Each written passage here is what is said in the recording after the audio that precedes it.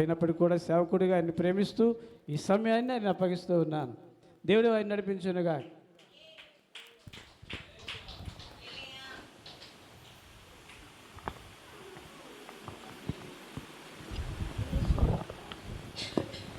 దేవునికి మహిమ కలుగాక. హల్లెలూయా, హల్లెలూయా. మొదటిగా మా తండ్రి అయిన దేవునికి, మన ప్రభువును రక్షకుడైన యేసుక్రీస్తు నామమున కృతజ్ఞతాస్తుతి స్తోత్రాలు చెల్లిస్తా ఉన్నాను. ప్రేమతో ఈ స్థలానికి మమ్మల్ని ఆహ్వానించిన మా యొక్క ఆత్మీయ తండ్రి గారు, అలాగే తల్లి గారు, మా అమ్మగారు, మరి బిషప్ మోహన్ కుమార్ అయ్య గారికి, అమ్మగారికి ప్రత్యేక వందనాలు.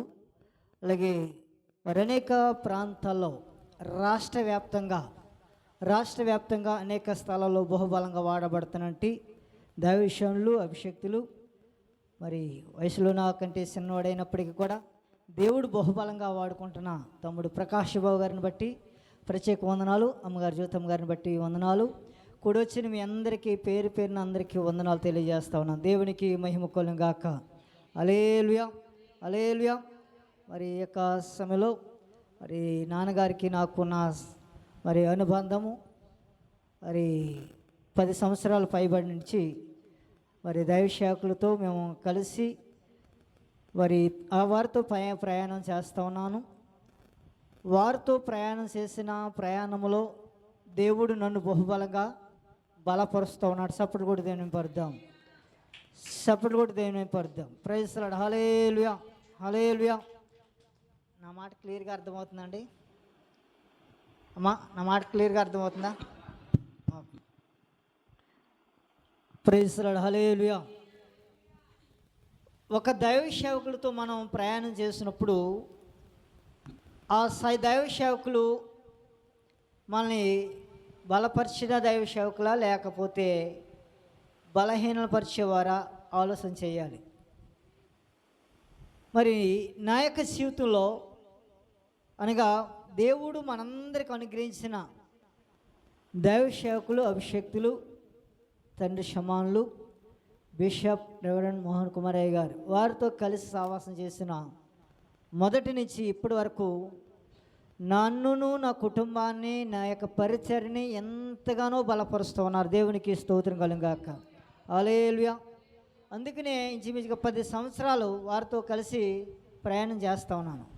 అంత మాత్రమే కాదు, వారి అభిషక్తులైన దైవసేవకుల ద్వారా అనేక విషయాలు నేర్చుకుని బలపరచబడి మూలనే కూర్చోవడం కాదు, కానీ అనేక స్థలాల్లో దేవుడు బహుబలంగా వాడుకుంటున్నాడు. దేవునికి మహిమ కలుగాక. హల్లెలూయా. కనుక ఈ యొక్క ఉపవాస కూడికలు ఈరోజు మరి నాది కాదు వంతు, మరి శామ్యూల్ రాజు గారు తమ్ముడు, ఆయన కూడా మంచి దైవజనులు, ఆత్మీయ దైవ సేవకులు. వారి యొక్క కుమారుడు కొంచెం యాక్సిడెంట్ అవ్వటం వలన వారి కుమారుని హాస్పిటల్ పెట్టారు. వారు అక్కడ ఉన్నారు. వారందరికీ ఆ బిడ్డ కొరకు మనందరూ కూడా ప్రార్థించేద్దాం. దేవునికి మహిమ కలుగాక. హల్లెలూయా, హల్లెలూయా. సరే, మంచిది. ఉపవాస కూడికల ద్వారా అనేకమైన మేళ్ళు మనము పొందుకోవద్దాం. అనేకమైన మేళ్ళు మనం పొందాలి. ఉపవాస కూడికల ద్వారా జరగనంటూ కార్యం అంటూ ఏదియూ లేదు. దేవునికి స్తోత్రం కలుగాక. హల్లెలూయా. మరి బైబిల్లో అనేక రకమైన ప్రార్థనలు ఉన్నాయి. కన్నీటి ప్రార్థన ఉంది, మోకరించి ప్రార్థన ఉంది అండి, మామూలుగా ప్రార్థన ఉన్నాయి. కానీ అన్ని ప్రార్థనలన్నిటికంటే ఉపవాసం ఉండి ప్రార్థన చేస్తే అసాధ్యమైన కార్యాలు చూస్తాం. దేవునికి స్తోత్రం. అలాంటి కార్యాలు చూస్తామంటండి, అసాధ్యమైన కార్యాలు అంటే అంటే ఈ లోకంలో ఎవ్వరు కూడా చేయలేని కార్యములు. ఉదాహరణకి ఒక బలహీనత వచ్చింది, భయంకరమైన బలహీనత.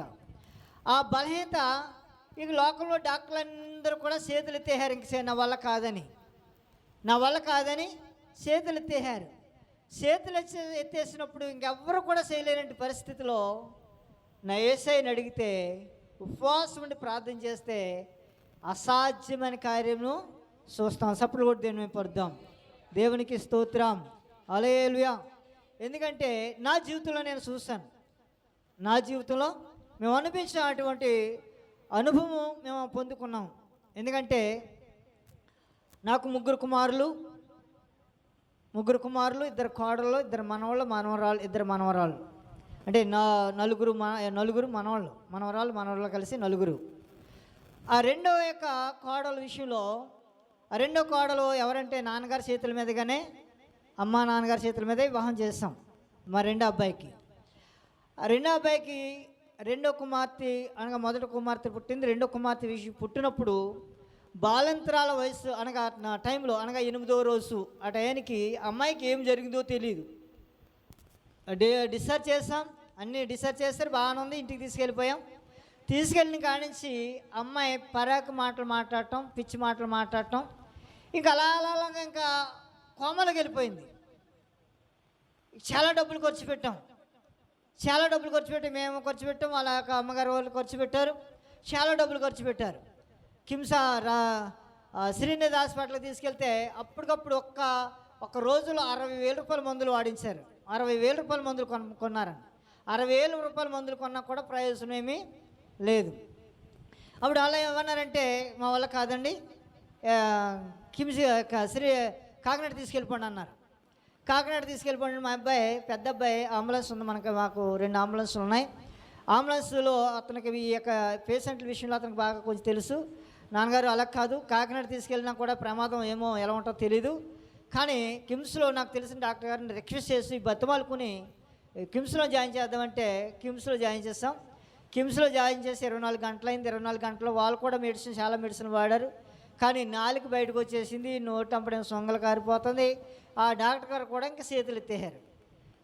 ఇక చాలా బాధపడుతున్నాం. అలాగే ఆ టైంలో నాన్నగారికి ఫోన్ చేసాం. నాన్నగారు కూడా ధైర్యంగా ఉన్న ఆయన, ఏం కాదు, దేవుడు కార్యం చేస్తాడని చెప్పాను కదా. మొదటిగా మేము బలపరిచారు నన్ను, నా బలహీనతలో కానీ కుటుంబ విషయంలో కానీ నన్ను ఎంతగానో బలపరిచారు. దేవునికి స్తోత్రం, హల్లెలూయా. నేను భయపడకు, ధైర్యంగా ఉండు, ఏం కాదు, దేవుడు కార్యం చేస్తున్నాడు అనేదని నాన్నగారు ధైర్యపరిచి మాట్లాడారు. అలాగే ఇక లాస్ట్ టైం ఫైనల్ అన్నీ ఇంకా ఎన్ని మందులు వేసినా సూపు లేదు, మాట లేదు, స్పర్శ కూడా లేదండి. వెంటిలేటర్ మీద ఉంది. ఇక డాక్టర్ అన్న ఇంకా చాలామంది బయట ఉన్న వాళ్ళు అంబులెన్స్ వీళ్ళందరూ మాట్లాడుకుంటారు, వీళ్ళందరూ కూడా చూస్తూ ఉంటారు కదా. వెంటిలేటర్ మీదకి వెళ్ళిన పేషెంట్ తిరిగి రావటము కష్టం. వెంటిలేటర్ మీదకి వెళ్ళిందంటే తిరిగి వచ్చేదాకా నమ్మకము ఉండదన్నారు. సరే అనుకుని, సరే మాటలు వింటున్నాం, భయపడుతున్నాం, బాధపడుతున్నాం, ప్రార్థన చేస్తున్నాం. అలాగే దైవ సేవకులు ప్రార్థన చేస్తున్నారు. ఇక డాక్టర్ గారు కూడా ఫైనల్గా ఆయనకి ఒకటే అనుకున్నారు, ఫైనల్గా ఒక ఇంజక్షన్ చేస్తాం, చాలా మెడిసిన్ వాడాం కాబట్టి ఫైనల్గా ఒక ఇంజక్షన్ చేస్తాను, అది అవుతే అటు లేకపోతే ఇటు, దానికి ఇష్టమైతే మీరు సందం పెడితే చేస్తామన్నారు. సరే నేను చేయండి అని అంటే, ఆయన కూడా వాళ్ళు మెడిసిన్ రాస్తే లెటర్ హెడ్ మీద రాస్తారు. లెటర్ హెడ్ మీద కాకుండా ఒక చిన్న తెల్లకాయత మీద రాసి పంపించారండి. దేవునికి స్తోత్రం. ఆ తెల్లకాయత మీద రాసి పంపిస్తే, ఇదిగో దేవుడు మా పాస్టర్ గారిని ప్రేరేపించి, అయ్యా ఆ సీటు కూడా ప్రార్థన చేసి పట్టురండి ఇంజక్షన్ అంటే, సీటీ ప్రార్థన చేసుకుని ఇంజక్షన్ పట్టుకొచ్చాం. 1,500 రూపాయల ఇంజక్షన్. ఆ ఇంజక్షన్ పట్టుకొచ్చాం. మళ్ళీ ఇంజక్షన్ కూడా ప్రార్థన చేసి ఇచ్చామండి. ఇచ్చిన తర్వాత ఇక దేవుడు ఎంత అద్భుతమైన కార్యం అంటే అండి, అసలు మాట లేదు, సూపు లేదు, స్పర్శ లేదు, ఇంకా అయిపోయిందంటే అయిపోయింది అనుకో. నిజంగా చెప్పాలంటే మరి ఇంకా మనిషి బ్రతకదు, చనిపోతుంది ఇంకో గంటలో అని అందరికీ న్యూస్ తెలిసిందండి. ఇంచుమించుగా 100 మంది యవనస్తులు, పిల్లలు, వాళ్ళ ఫ్రెండ్స్ వాళ్ళందరూ కూడా కిమ్స్ హాస్పిటల్ దగ్గర, ఎందుకంటే ఆ అమ్మాయిని ఇంకా చనిపోతుంది, పేషెంట్ తీసుకెళ్ళిపోదాం ఇంటికి అన్న ఉద్దేశంతో వచ్చారండి వాళ్ళందరూ కూడా. అలాంటి స్థితి నుండి అంటే డాక్టర్లు కూడా చేతులు ఎత్తిన స్థితి నుండి ప్రార్థన ద్వారా కన్నీళ్ళు విడిచి ప్రార్థన చేస్తాం. ప్రార్థన ద్వారా ఒక అద్భుతమైన మాట ఏంటంటే, నాకు రెండో పరిచర్య అన్యుల యొక్క ప్రాంతంలో అంతా కాపులు ఏరియా, అదంతా అన్యులు వాళ్ళందరూ కూడా. అక్కడికి వెళ్ళి నా దేవుడి గురించి గొప్పగానే చెప్తున్నప్పుడు వారు అనొచ్చు, అయ్యా మరి మీ దేవుడు ఇంత గొప్ప కార్యాలు చేస్తాడన్నారు, మరి నీ కోడల విషయంలో మరి ఏం చేయలేదని ఒకవేళ నన్ను అడిగితే నేను ఏం సమాధానం చెప్పాలని ఆయన అని ఇలాగ ఏడుస్తూ దేవుడిని అడుగుతున్నా. అది ఆ రోజు శనివారం సాయంత్రం ఇంజక్షన్ చేశారు. ఆదివారము తెల్లవారుజామున 3 గంటలకు లేచి కూర్చుందండి. సప్పుడు కూడా దేని మేము పడదాం. దేవునికి మహిమ కలుగాక. హల్లెలూయా. తెల్లవారుజామున ఆదివారం 3 గంటలు వేసి 2 ఇడ్లీ తింటానని ఆకలి వేస్తున్నారు, 2 ఇడ్లీ పెట్టండి అని అంటే 3 గంటలకు ఇడ్లీ తిన్నదండి. ఇది అసాధ్యమైన కార్యం. అంటే దేవుడు చేసే కార్యాలు అసాధ్యమైన కార్యాలు. అది కేవలం ఉపవాస ప్రార్థన ద్వారానే గొప్ప కార్యాలు. అందుకని అంటాడు దేవుని యొక్క వాక్యంలో ఉపవాసం ఉండి, మార్కు సువార్త 9:29 అంటాడు, యేసు ప్రభువు స్వయంగా తన యొక్క శిష్యులతో మాట్లాడుతున్న మాట ఏమంటారంటే అక్కడ, ఇది ప్రార్థన వలనే కానీ, అందుకే ఆయన ప్రార్థన వలనే కానీ మరి దేని వలన ఈ విధమైనది వదిలిపోవటం అసాధ్యమని పుట్టినోట్ల కింద ఉంటుంది అక్కడ మాట. ఉపవాస ప్రార్థన. దేవునికి మహిమ కలుగాక. హల్లెలూయా. కనుక ఈ ఉపవాస కూడుకుల ద్వారా ఘనమైన కార్యాలు, అసాధ్యమైన కార్యాలు మనం చూస్తాం. కనుక ఉపవాస కూడుకుల ద్వారా ఇప్పుడు తప్పిపోయిన బిడ్డలు కానీ, ఆత్మీయ స్థితిలోంచి పడిపోయిన బిడ్డలను కానీ, లేదా ఎవరైనా రక్షణ పొందకపోతే, దేవుని యొక్క సత్యాన్ని తెలుసుకోకపోతే, అలాంటి వారికి ఉపవాస కూడుకులు. దేవునికి మహిమ కలుగాక. హల్లెలూయా. మీకు అర్థమైందండి?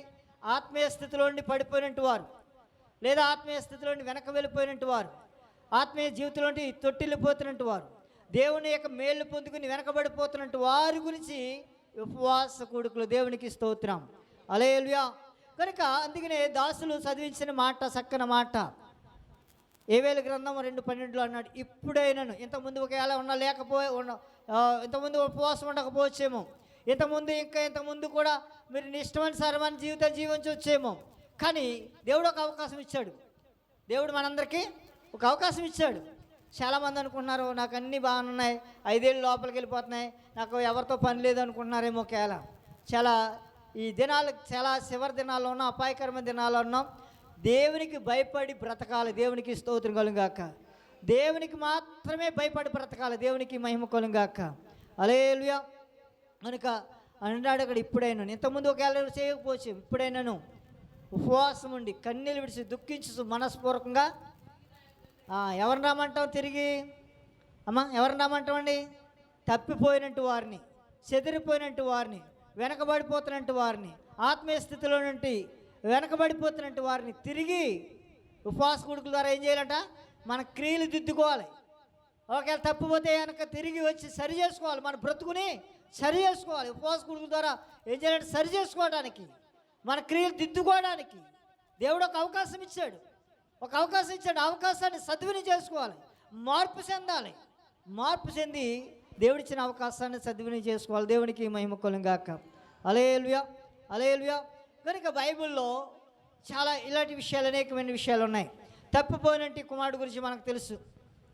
తప్పిపోయిన కుమారుడు తన తప్పు తెలుసుకుని తిరిగి వచ్చాడు, పశ్చాత్తాపం తిరిగి వచ్చాడు కాబట్టి దేవుడు తిరిగి యొక్క బిడ్డని చేర్చుకున్నట్లుగా మనం చూస్తూ ఉన్నాం. అలాగే ఇంకా చాలామంది తప్పిపోతున్నట్టు వారు. ఇక సొలొమోను కూడా ఆత్మీయ స్థితి నుండి తప్పిపోయిన అతను కూడా తప్పు తెలుసుకుని పశ్చాత్తాపడ్డాడు. దేవునికి స్తోత్రం. హల్లెలూయా. ఇలా మనం చూసుకుంటే తప్పిపోయినట్టు వారు కానీ, పడిపోయినట్టు వారు, లేదా వెనకబడిపోతున్నట్టు వారు కానీ ఎవరైనా ఆత్మీయ స్థితిలో నుంచి వెనకబడిపోతే వారిని తిరిగి మరి ఆహ్వానిస్తూ ఉన్నారు దైవసేవకులు. ఉపవాస కూడుకులు ఎట్టి ఉపవాస కూడుకులు ఏర్పాటు చేసి ఆహ్వానిస్తూ ఉన్నారు. తిరిగి రండి, ఆత్మీయ మేలు పొందండి, మీ క్రియలు దిద్దుకోండి. మీకు ఒక అవకాశం ఇచ్చాడు దేవుడు, మనకు ఒక అవకాశం ఇచ్చాడు. ఇప్పుడు ఈ అవకాశాన్ని సద్వినియోగం చేసుకోవాలి. దేవునికి మహిమ కలుగాక. కనుక ఈ అవకాశం సద్వినియోగం చేసుకోవాలి. అలా చేసుకున్నట్టు అలాంటి వారందరూ కూడా సరి చేసుకున్నట్టు వారు, లేదా వారి క్రియలు తిద్దుకున్నట్టు వారు, సొలొమోను కావచ్చు, తప్పిపోయిన కుమారుడు కావచ్చు, వారందరూ కూడా దీవించబడినట్లుగా మనం చూస్తూ ఉన్నాం. దేవునికి మహిమ కలుగాక. హల్లెలూయా. అయితే ఒక వ్యక్తిని మీకు జ్ఞాపకం చేస్తూ ఉన్నాను. పడిపోయిన వ్యక్తి పడిపోయినట్టుగానే ఉన్నాడు. పడిపోయినట్టుగానే ఉన్నాడు. తప్పిపోయిన వ్యక్తి తప్పిపోయినట్టుగా ఉన్నాడు. కనుక అతని యొక్క స్థితి ఏమైపోయిందో ఆ వ్యక్తిని జ్ఞాపకం చేసి ఈరోజు ఆ వ్యక్తిని జ్ఞాపకం చేయాలని ఆశపడుతున్నాను. ఎందుకంటే ఈ వ్యక్తిని బట్టి మనం కూడా ఒకవేళ అయ్యో నేను తప్పిపోతున్నానేమో, ఆత్మీయ తండ్రిని లేదా ఆత్మీయ సన్నిధిని నేను విడిచిపెట్టి వెనకబడిపోతున్నానేమో, తప్పిపోతున్నానేమో, త్రుట్టిల్లిపోతున్నానేమో, ఒక ఆత్మీయ దైవశాఖని విడిచిపెట్టానేమో అని పశ్చాత్తాపడి ప్రభు యొక్క సన్నిధికి ఉపవాస దినాల్లో తను తాను తగ్గించుకొని మనస్ఫూర్వకంగా తిరిగి దేవుని యొక్క సన్నిధికి రాగలిగితే అనేకమైన మేలు పొందుకుంటాం. సభలు కూడా దేవుని మేము పరుద్దాం. దేవునికి మహిమ కలుగాక. హల్లెలూయా, హల్లెలూయా. చూద్దాం, దేవుని యొక్క వాక్యానికి వెళ్దాం. దేవుని యొక్క వాక్యాన్ని నుండి కొన్ని మాటలు జ్ఞాపకం చేస్తాను. ఆది కాండము 13వ అధ్యాయము 5వ వచనాన్ని మాట మనం చదువుకుందాము. ఆది కాండము 13వ అధ్యాయము 5వ వచనం. అబ్రహాముతో కూడా ఒక్కరు చదివితే బాగుంటదేమో. అబ్రహాముతో కూడా వెళ్ళిన లోతును గొర్రెల గొడ్ల గుడారములు ఉండెను గనుక గొర్రెలను గొడ్డులను గుడారములు ఉండెను గనుక గుడారములు ఉండెను.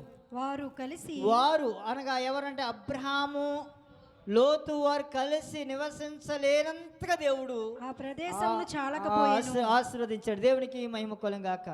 హల్లెలూయా, హల్లెలూయా. మహోన్నతుడా, మహాగండు, పరిశుద్ధుడైన తండ్రి నీ కొందనాలు. ఇవాళ చదవబడిన లేఖనాలు నేను బిడలతో పంచుకుంటూ ఉన్నాం ప్రభువా. ఈ నా మాటలు కాదు కానీ నీవే నాతో మాతో అందరితో మాట్లాడను నాయనా. ఎందుకంటే ప్రభువా నేను మాట్లాడితే ఉపయోగం లేదు నాయనా. యేసయ్యా నీవు మాట్లాడితే మేము దీవించబడతాం, నీవు మాట్లాడితే మేము ఆశీర్వదించబడతాం, నీవు మాట్లాడితే మా బ్రతుకులు మార్చబడతాయి, నీవు మాట్లాడితే ప్రభువా మా యొక్క బతుకులు స్థిరపరచబడతాయి. ఎందుకనగా నాయన నీ వాక్యమే మమ్మల్ని బ్రతికిస్తుంది, అదే నా బాధల్లో నెమ్మది కలగజేస్తుంది నాయన. అవును నాయన, ఈ మాటలు ప్రతి బిడ్డ యొక్క హృదయములో ఫలభరితమైన ఫలాలు ఫలించి నూరంతల ఆశీర్వాదాలతో నింపబడినట్లు నీ కృపనుగ్రహించి మీ సహాయం చేయమని మా రక్షకుడు మా ప్రభుని మీ ప్రియకుడైన యేసుక్రీస్తు నామములో అడిగి వేడుకున్న మా పరమ తండ్రి, ఆమేన్. దేవునికి స్తోత్రం. హల్లెలూయా, హల్లెలూయా. చదవబడిన వాక్యాన్ని మనం ఒకసారి జ్ఞాపకం చేస్తున్నాను. అబ్రహాముతో పాటు వెళ్ళిన లోతును గొర్రెలు గొడ్లు లోతుని ఎలా ఆశీర్వదించి గొర్రెలను అబ్రహాంకి ఏవైతే ఇచ్చాడో, గొర్రెలు గొడ్లు అబ్రహాంకి ఏ యొక్క ఆశీర్వాదం ఇచ్చాడో, అబ్రహాంకి ఏ యొక్క దీవెనిచ్చాడో అదే యొక్క ఆశీర్వాదమును అదే సమృద్ధిని లోతు కూడా ఇచ్చాడు. దేవునికి స్తోత్రం. హల్లెలూయా. అబ్రహాం పిలిచాడా, లోతుని పిలిచాడా అండి? దేవుడు ఎవరిని పిలిచాడు? లోతుని పిలిచాడా, అబ్రహాంని పిలిచాడా? అబ్రహాంని పిలిచాడు. దేవునికి స్తోత్రం. ఇక ఎక్కువగా పుడుతున్నానని అనుకోక కానండి, దేవుడు మన యొక్క దైవ సేవకులు, అభిషక్తులైన దైవ సేవకుల్ని వేరే వెస్ట్ గోదావరి నుంచి దేవుడి ప్రాంతానికి దేవుడు దాసులు పిలిచాడు. పిలిచిన దేవుడు విడిచిపెట్టలేదు ఇప్పటి వరకు కూడా. ఎన్నో ఒడిదుడుకులు రావచ్చు, ఎన్నో కష్టాలు రావచ్చు, ఎన్నో బాధలు రావచ్చు, ఆకలి దప్పులు ఉండొచ్చు. కానీ దేవుడు పిలిచిన దేవుడు నమ్మదగిన దేవుడని దేవుడి మీద ఆధారపడ్డారు. ఈరోజు దేవుడు బిషపయ్య గారిని, వారి కుటుంబాన్ని, పరిసరాన్ని దేవుడు బహుగా ఆశీర్వదిస్తూ ఉన్నాడు. చప్పట్లు కొట్టి దీన్ని మేము పరుద్దాం. దేవునికి మహిమ కలుగా. హల్లెలూయా, హల్లెలూయా. అబ్రహామును పిలిచిన దేవుడు విడిచిపెట్టలేదు. అబ్రహాంతో పాటు వచ్చిన లోతును కూడా దేవుడు ఆశీర్వదించాడు. ఆ పై మాట ఉంటుంది 3వ వచనంలో, అబ్రహాము వెండి బంగారము పశువులు కలిగి బహు ధనవంతుడై ఉన్నాడని. ఎంతగా దేవుడు దీవించాడంటే అబ్రహాము లోతు కలిసి అంటే దాచుకోలేనంతగా దేవుడు ఆశీర్వదించాడు. దేవునికి స్తోత్రం. హల్లెలూయా. మరి ఎంతగా ఆశీర్వదించబడాలి లోతు? నేను ఎక్కువగా మనందరం కూడా ఏం చూస్తామంటే ఆశీర్వాదాలు ఎక్కువ మనం చూస్తూ ఉంటాం, దీవులు ఎక్కువ మనం కోరుకుంటాం. అవునా కదండి? ఎవరైనా సాధారణంగా మేలు కోరుకుంటాం, కీడు ఎవరు కోరుకోం. దీవులు కోరుకుంటాం కానీ శాపాలు ఎవరమో కోరుకోం. కనుక చాలామంది మనం ఆశీర్వాదాలు మనం చూస్తాం, కానీ పాడైపోయిన వ్యక్తిని లేదా పడిపోయిన వ్యక్తిని లేదా దీవించబడి ఆశీర్వదించబడిన వ్యక్తి, పాడైపోయిన వ్యక్తిని కూడా మనం జ్ఞాపకం చేసుకుంటూ ఉండాలి. ఎందుకు పాడైపోయాడు వ్యక్తి? ఎందుకు ఆ యొక్క వ్యక్తి పతనమైపోయాడు? ఎందుకు ఆ యొక్క వ్యక్తి వెనకబడిపోయాడు? లేదా అంతగా పాడైపోవడానికి గల కారణం ఏంటి అని వెనకాల కొంచెం మనం చదవాలి, ఆలోచన చేయాలి. కానీ ఆత్మీయంగా ఎదిగాడు. అబ్రహాంతో పాటు లోతుని ఆశీర్వదించాడు. లోతుని ఆశీర్వదించిన లోతు ఎంతగా పతనమైపోయాడో కొన్ని మాటలు జ్ఞాపకం చేయాలని ఆశపడుతున్నాను. దానికి కారణం ఏంటో మీకు జ్ఞాపకం చేస్తూ ఉన్నాను. దేవునికి స్తోత్రం కలుగాక. హల్లెలూయా, హల్లెలూయా. లోతు గురించి ఇంతకుముందు ఒకసారి మీకు జ్ఞాపకం చేస్తాను అనుకుంటున్నాను. కనుక లోతు గురించి నాకు ఆ మాటలు నన్ను బాగా పట్టుకున్నాయి. ఎందుకంటే పడిపోయినట్టు మనము తిరిగి కట్టబడాలి. పడిపోయినటి ప్రకారాలు కట్టబడినట్లుగా పడిపోయినటి ఆత్మీయ స్థితిని మళ్ళీ మనం ఏం చేయాలంట, కట్టుకోవాలి ఉపవాస కూడుకుల ద్వారా. ఈ లోతు అలా కట్టుకోలేదండి. లోతు అనగా బిగువు లేదా దాసబడినట్టు వాడని అర్థము. దేవునికి స్తోత్రం, హల్లెలూయా. తండ్రి అయిన అబ్రహాము యొక్క ఒడిలో పెరిగిన లేదా దాసబడినటి లోతును దేవుడు ఎంతగా ఆశీర్వదించాడంటే బహుగా ఆశీర్వదించాడు. దేవునికి మహిమ కలుగుగాక, హల్లెలూయా. ఏమైంది చూడండి, వారిద్దరూ బాగానే ఉన్నారు.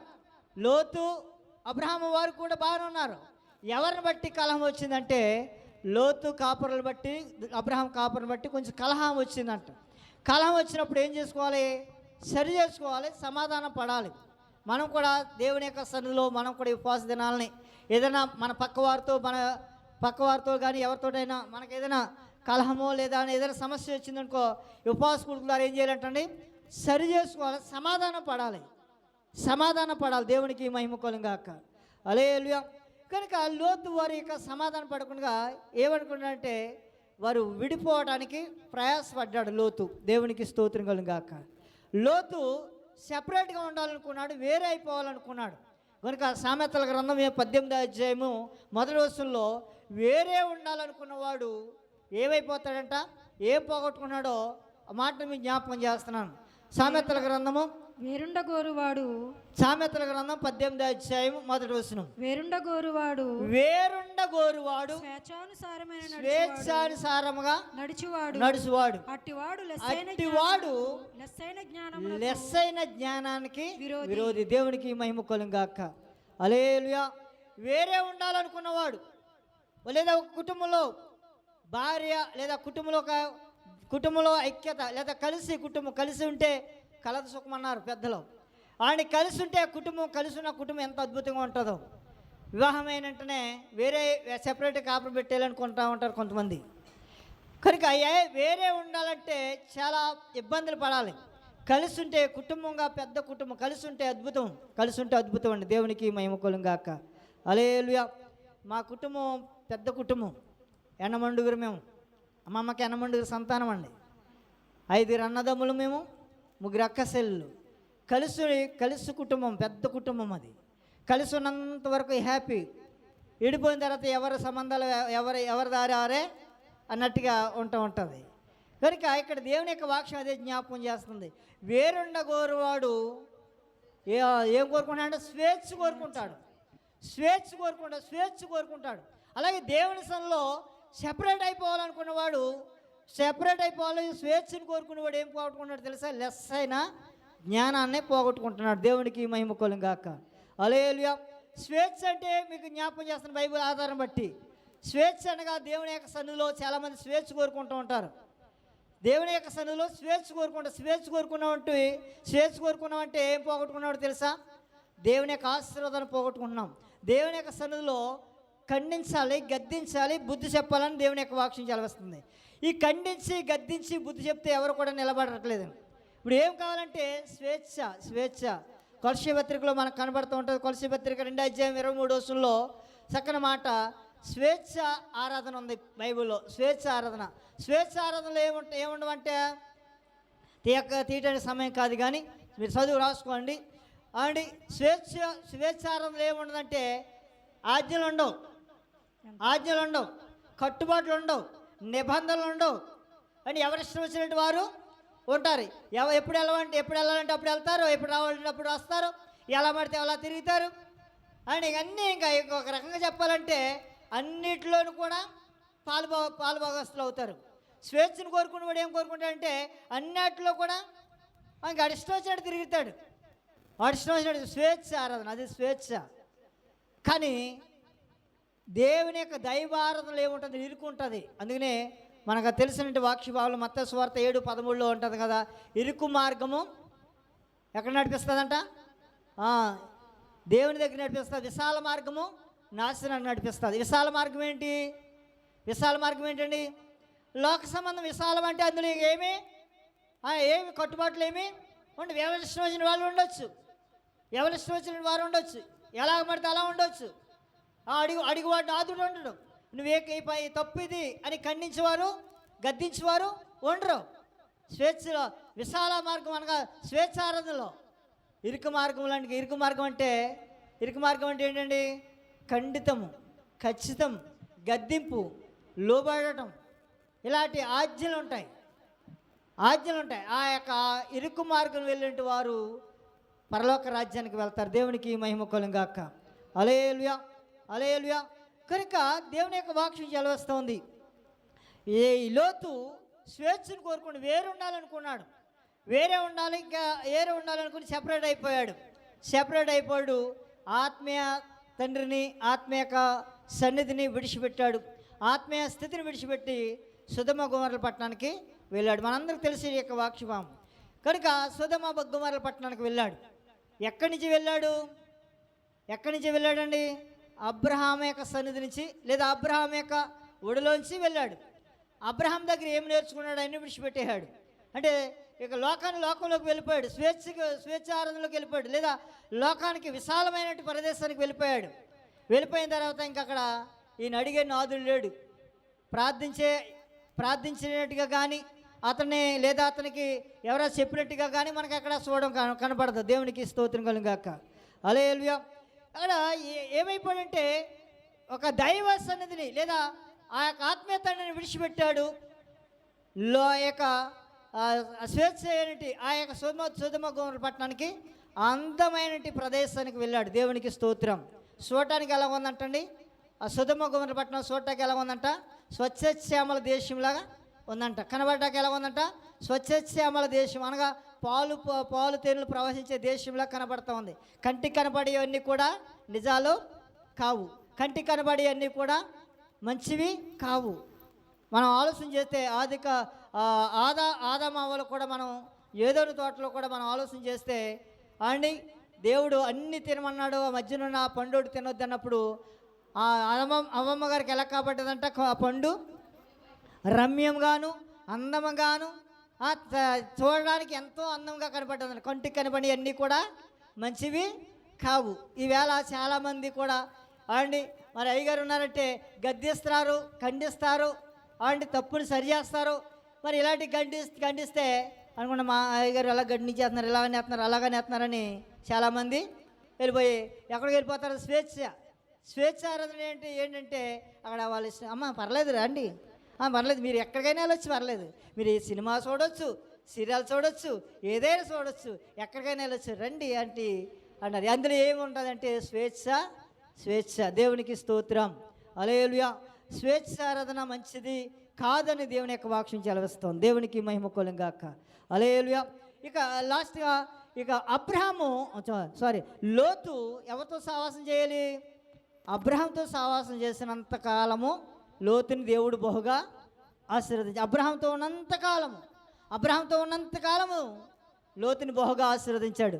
అబ్రహాంని ఎప్పుడైతే విడిచిపెట్టాడో అతని జీవితంలో ఇక పతనం ప్రారంభమైంది. దేవునికి స్తోత్రం కలుగాక. హల్లెలూయా. కనుక దేవుడి యొక్క వాక్యం చేస్తుంది. మనల్ని కూడా మనం ఎవరితో సహవాసం చేస్తున్నాం ఒకసారి ఆలోచించేయండి. ఎటువంటి సాంగత్యం చేస్తున్నాం ఒకసారి ఆలోచించేయండి. 1 కొరింథీ పత్రిక 1:9 అంటాడు, మనం ఎవరి సహవాసం కోసం పిలువబడ్డామంటండి? ఎవరి కోసమంట? మన ప్రభువును రక్షకుడైన యేసుక్రీస్తు వారి యొక్క సహవాసం వరకు దేవుడు మనల్ని పిలిచాడంట. ఎవరి సహవాసం చేయడానికి అంటండి? మీరు ఆ వాక్యం చదువుకోవడం అవసరమైతే 1 కొరింథీ పత్రిక 1:9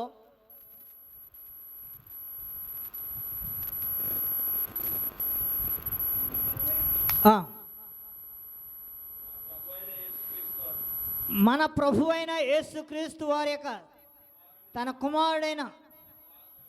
కుమారుడైన సహవాసం కొరకు మనల్ని పిలిచాడు దేవుడు. దేవునికి మహిమ కలుగాక.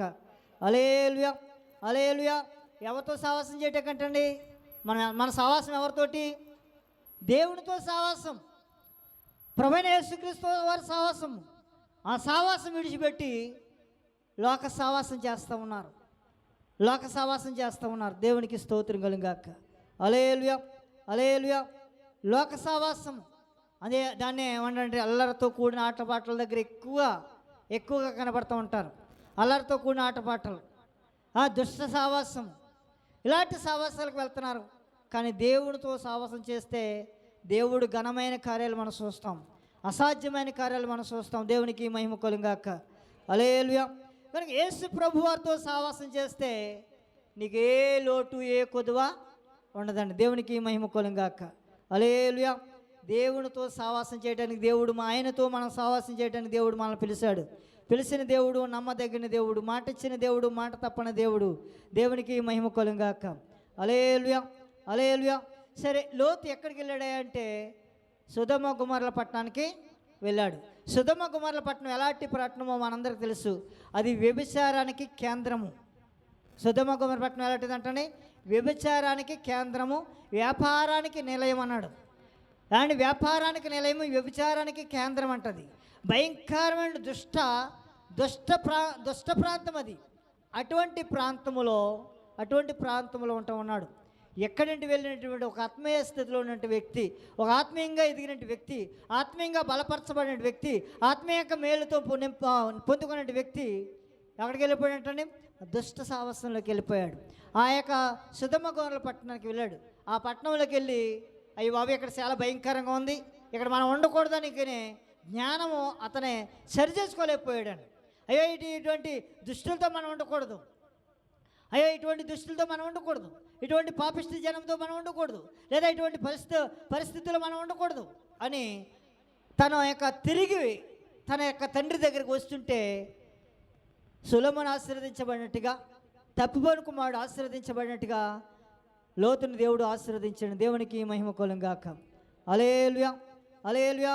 తిరిగి రాలేదు. అక్కడ తిరిగి రాకుండా ఎక్కడే ఉండిపోయి అంటారు కదా, పెద్దలు ఒక మాట అంటారు కదా, ఏంటి, నలుగురితో ఉన్నారాయన అని సమర్థించుకుని తన యొక్క హృదయాన్ని పోనీ ఇంకా అందరిలో ఉన్నాం కదా అని చాలామంది అదే అంటే చాలామంది పాస్టర్ గారు కూడా అదే మాట అన్నారు నా దగ్గర.